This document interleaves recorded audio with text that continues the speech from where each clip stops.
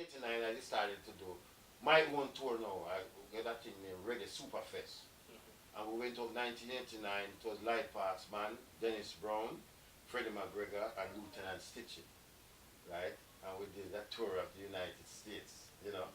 And then we started touring around and we went to England, Europe, everywhere, you know. And it started to grow, you know what I mean? And then it becomes easy. It becomes easy now and to put together a tour just like that. Yeah, because of all the connections. Yeah, you know, and you have a formula, you know, that works, you know what I mean? So you just apply it, you know.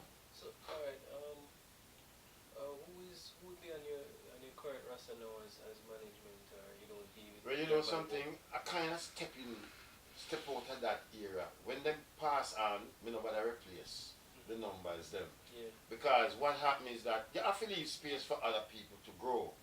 You know what I mean? And as much as I get called from groups, up to last night, 3 months, that's why I have an answer machine and I do answer my phone the last 20 years. But the machine take it. Because I get called from people all the while. You know, boys, sometimes they call me and say, yeah man, me just smash up a show in a Clarendon. And you know, say, so what the group name? Death and Destruction. I say, what? Death and Destruction. You know, so me get and then pull up my time. You know, so I leave the management team now to the young and upcoming managers. What I actually do now is PowerPoint presentation around the world.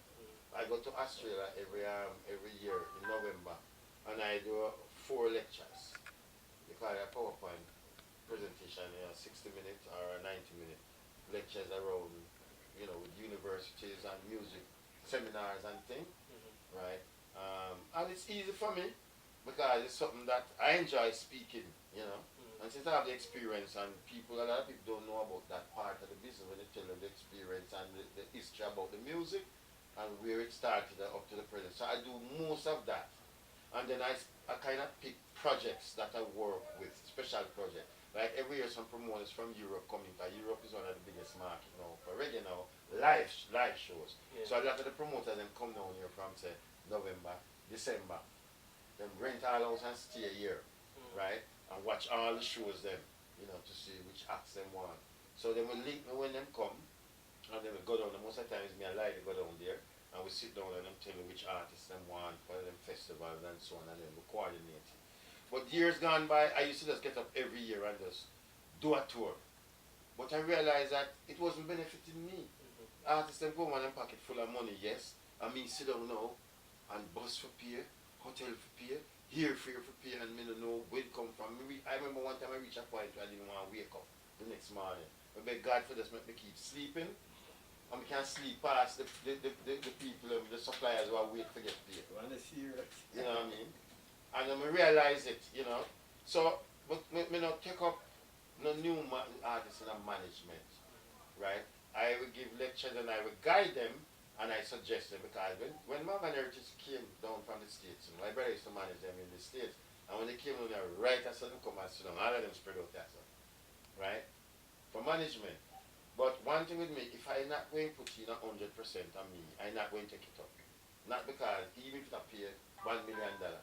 But at the time now, I was on the Luciano career, it just started out, and in fact it was depending on me, you know, to do a lot of the things then. And most of my work was putting into getting Luciano career. All the tours and everything we sat around the world, it was me doing it. You know, and I didn't want to take up another group and can't give them a full attention. So but Morgan said, I call them a royal family, you know, I mean give them the name there, you know. But what I did now is like me and you now we stay in touch with them, we guide them, we both on them work permits, you know, and set them up on their first Europe tour. Organize it for them and so on, you know, and Andrea Davis went out with them on the road, you know, and I remember one time I have a gap about 7 days before the next shows. And I said, how am I going to manage? Kind of sit down, them say they will sit down, then we just pay them staff, and then we sit down, because the shows them after that was very important, some festival, and they wanted to do it and get the exposure. And it paid off, you know. They are one of the biggest groups now on the road out there. Even now that they are reuniting and come back as a family, because you know they've gone in different directions. You know, so that's what it is. Alright, and to count, how many countries you have been to around the world? But you say how much I have not been to it either.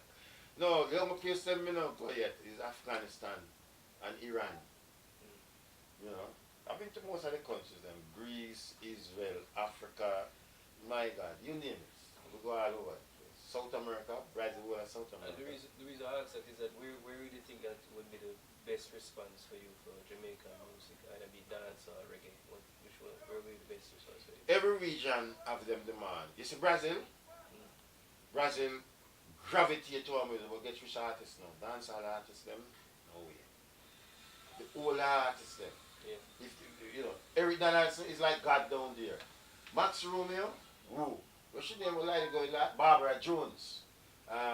When they want to sing a Little Love, that girl, Jimmy London. These are names of people gravitate down there. Brazil is that kind of market. I couldn't understand that. You know what I mean? Australia is the same kind of thing. Now Europe is really into so the what you call it not what you call it what you say the early music now not so much the dancehall. Contemporary right? music. Yeah, the no generation that I don't them about. No, what is happening now in Europe now is that the tide has changed in terms of is young audience going to the shows now. The Proteges and the Chronics and the Kibaka Pyramid and all those people is what that generation coming out is, you know. I am in touch with almost all the major promoters. And when you call some of the big name artists them from way back, it's few areas them can go now, you know, that will still, you know, cater. Because you have to understand, artists from 30 years ago now, 30 years out there tour now, that audience, they won't know, with grandchildren. The young ones, them know, the 16 and the 17 and the 18-year-old, them going. One of the artists, them that pull young, old, cripple and everything is Toots. Yeah, When you go to a Toots concert, you see teenage kids, them a jump like crazy. And you wonder, say, but weird, you know, this man come from the ska era, so him have everybody, and what happened, him have a large college following, and play a lot of college circuit through in career. So you have a lot of the college kids, them come out to concert all the while, and grown-ups people too. Burning Spirit too, yeah? Well, Burning Spirit, Burning Spirit will pull it in, you know. Him come off of the road now, you know. Him kind of semi-retired. You put a crowbar to get him out now. Me I tell you, people come to me with some major offers. And him say, he might relax himself. The last show he did was 9 Miles show for the Marlies, them in Miami.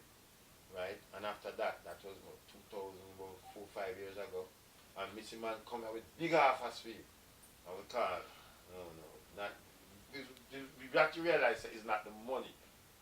You know, him just want to take a break and relax, and he has been. We don't know when he's going to come out back. But money can't pull him out, it has to be something else, you know what I mean? But when Burning Spear out there, trust me, Burning Spear is one of the biggest draw. And you know, Mark, you know, you see me so roots and everything, but him have a lot of white following. Yeah, that's it. I know he was in Europe, live in Europe. Yeah, him have a lot of white. Well, he used to tour 10 months a year, you know? Right? Just like how Yellow Man out there now. You know, and Yellow Man don't even have one hit, but him still tour every year. There's a demand for him. So it's the same thing happen. You know, the Caribbean is a dancehall market. The whole of the Caribbean is dancehall. You know, the roots artists, them being a few roots artists, them. It's not like Barbados, man, like Ernest Smith. For some reason, the Barbados have a kind of English population down there. We will go into some of the older artists, them. But the rest of the Caribbean is definitely dancehall. Right there. Africa now, what I've seen in Africa now, surprisingly, years ago when it's the roots artists them alone, could I really create a demand there. I have taken TOK down there, and I thought I was traveling with the Jackson 5. I couldn't believe it when I said the kind of, 15 securities and I have around them. That people just heart them up so. And then I realized now, a lot of the dancehall music now is seeping through because the generation changed down there to who's coming to concert. So you have people like Chronic is well known down there, Christopher Martin, Alain, you'd be surprised, even Cecile, you know, Jacure, Beanie Man, a lot of the dancehall artists, them Elephant Man, Ja Vinci, I get called for all these people, you know. And you'd be surprised and you'd say, Africa? You say, yes. One man is always the man down the door, boys, Capeton. Capeton and Sizzla will always be in the man down there. The young generation still go after them because you have the generation of the dancehall one, them who just in the strict dance, and you have the cultural one, them go into that, you know what I mean? So, you know, but it's a young generation now coming out to live shows them. You see what I mean? And a lot of the elder artists them can barely get 1 and 2 shows, but you know, when them get them now, them put on good shows them, you know, because right now even in England now you have a package with Berris and Bonnie Wailer playing the O2 circuit in England, you know what I mean? Which is a good thing, and people will go out and see that, you know, and watch that. So, you know, every area has a different market, you see, and it's good, so at least everybody can eat a food, so to speak, you know what I mean? And even artists, if you put on a show in Jamaica with a Jimmy London or one of them man, nobody now would come. But the man in Brazil is big. When Eric Donaldson land, there are police outriders that are carried from the airport for going, you know, to the hotel, you know, and that is Eric Donaldson, Mr. Cherry, oh baby, you know what I mean? Gregory, Lord Jesus, Gregory dominates. Gregory is the king of down in Brazil, you know what I mean? Him and Dennis Brown is rule Brazil, that's what I mean. Because like it's a tour them from way back, you know, the early days come right up. So it was a great experience even before Dennis passed, so that's the last place he played before he come back here. So my question is, where you see, I always ask people when you say the music and how you see this generation moving towards getting back some of the lost of the loss, as you say with the Japan splash and things like that, where you see them moving towards getting back some of that respect around the world? I don't think there's no going back, you know.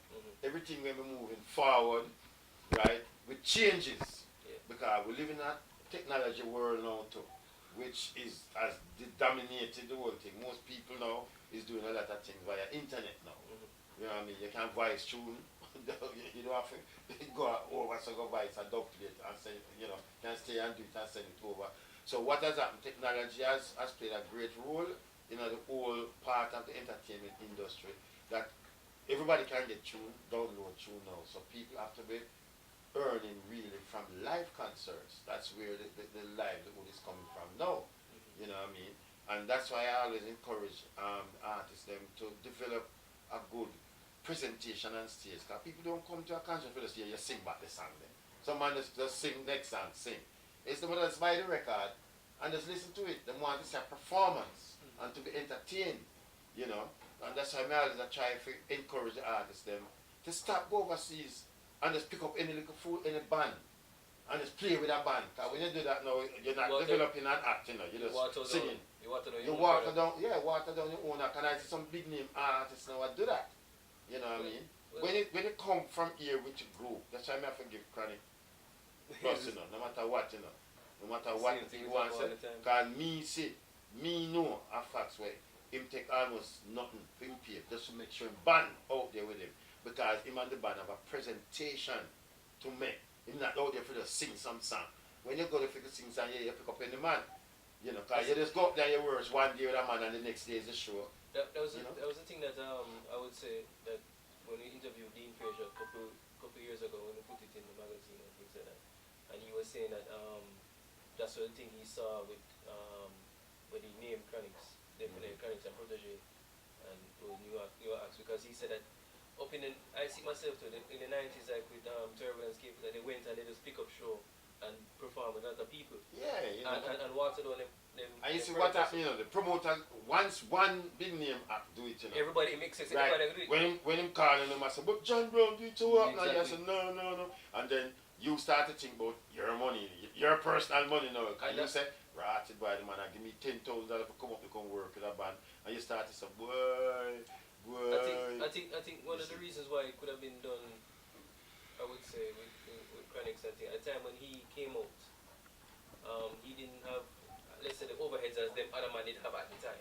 He just come out and start saying, they make him set the thing and say, yo, this is my thing, from before, and say, no, I'm not perform nowhere without my band. Right, he established it that way. Established it early, and then even when him lose show initially, no without him band.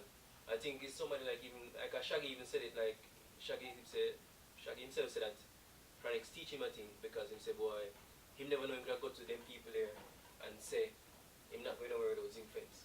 and improve it to with somebody like Shaggy. Yeah. And Shaggy said, boy, him see that and thing. Because there's a lot of the artists them doing that and they want to do them product. Yeah, them just say, boy, so alright, get me a band. Me hear a certain big name artist we call legend. When me hear this come out and say, boy, right now if me have some pan and knock behind me, it's alright. When me hear the man talk that way, I say, yo, I'm scared. And this a female head there, all my concentrate on is just him, the money where him I go get. Yeah. But him now realize for this money, you kill something that there's no future now because the next man here man say, oh, we chat about it. You talk about you want to bring man and boy. You do it for John Brown already, so what happened? And then they kill the industry that way. So so basically you have the younger acts who make it known and they want to perform and they perform with the band and it's a cycle again now. Everybody who's coming up have them band now to perform with. Or try to perform with them band because that's what they think about. You leave from here with a band because you develop a presentation and an act to present. I remember when Taurus got the first tour to write it, Taurus never know how much money I'm going to make. You see what I mean? And just tell D put the band together and then went out on tour. And when him pay off the band, pay everything, well if him just put them in pocket and say, he might build something. But most artists, boy, me want to make sure so they get mine. Yeah, the artists that I work. Boy, mine, me I defend now, you know, me I defend me. You know what I mean? And him, like him figure say it's just him alone. Like the band and the crew and the engineer and play an important role. In him being on stage performing. You know, take a teamwork. Because if him do so good, the man now. Exactly. Me when me out there with Wheeler, I say Bob look for man, you know. Promote and have a problem and say, listen, take care of my band and my crew. Right? Me and you will talk after show because I'm buying him up on the board. I ain't think around and me them are gonna set at the problem. And that's how them do it, you see. So that's so. Yeah, it's just one of those things. It's just at least I would say that it's a good thing that you've seen that these younger acts have that kind of mindset now. I'm really glad that it really and actually, as you start technology, people can actually see, can go on there and go on Instagram and go on Facebook and go on YouTube or whatever and see that this is the result of teamwork a certain way. Exactly. Because teamwork do it, you know. You have a team. You have your road manager, you have your publicist, you have your lawyer, you have this. You work as a team. But when a man does, well, he can't do everything and yes promoter, just get me a band and it's alright. Me come up there and work with it. And me hear a man and say, yeah man, well, as long as let me hear some nice and not behind me alright, because I mean people could come some hear the kind of talk me have to say, boy. Alright, I think those are the last thing, because I'm going to go off here and talk to you, but the last thing for today is what kind of projects are you involved with moving forward the rest of the year? What do you think? Well, the next movement we have is going with a package with Charlie Chaplin, that cultural package. Charlie Chaplin, Josie Wales, and Brigadier Jerry with Light Bass Band. And we're going into Europe for some festivals. Giel Festival and Reggae Sun's Cap, Ratatam in Spain, You'll see him. Eh? I'll be there. You will be there? Yes, well, we're singers. Well, singing, I'm a part of a group of creative artists, visual artists. Okay. So we're going over there with our tents and stuff showing our artwork. Okay. Yeah, man. One whole week. Yeah, man. At that festival, We've been here a couple of times, so, it's something we always look forward to. We could have linked, if we go embassy, we didn't link it because we had some problems initially getting the Schengen. The Schengen visa, I get for them on already last week. The last week them go there. Yeah. Robbie didn't get back all in passport already and gone at the British embassy. We didn't go through. Because we went through Spanish embassy. We went to the Belgium. Yeah, Belgium are the right one. Yeah, we went to the Belgium. You see what happened? We know, even though we're playing Ratatam, we just tell Belgium people them only do it because we've been to the Belgium one before when they were up at Millsborough, so we know them. The two toughest embassies forget Schengen visa now, Germany and Spanish.